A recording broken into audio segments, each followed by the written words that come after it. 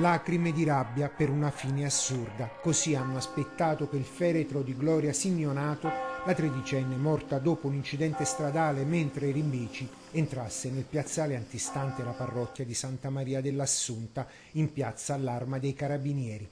Centinaia le persone arrivate non solo da Casale sul Sile, ma anche dai paesi vicini per dare l'ultimo saluto alla ragazza gentile e dal sorriso bello come il sole. Su un banchetto all'ingresso della chiesa c'era la sua foto con su scritto «Ora scriverai per gli angeli e nuoterai tra le stelle» e un libro dove in molti hanno lasciato un commento per ricordarla. C'erano gli amici di scuola, la squadra di pallavolo dove giocava e tanti altri.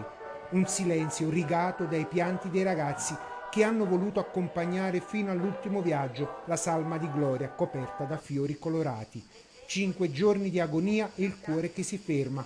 La tragedia colpisce la famiglia Simeonato, ancora oggi incredula e distrutta per aver perso la loro figlioletta. Sfilano mamma Oriana e papà Marino dietro la bara, per poi chiudersi nel loro dolore accanto a Gloria al centro della navata della chiesa.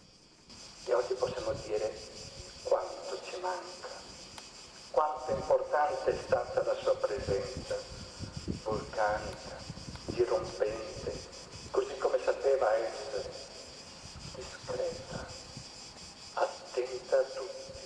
Un'omelia, quella del parroco, a tratti interrotta dai pianti. Un'omelia intrisa di affetto nel ricordare la piccola Gloria morta troppo presto. Era una promettente studentessa e le piaceva la scrittura, tanto da essere premiata al concorso letterario Tu, io e i mondi possibili.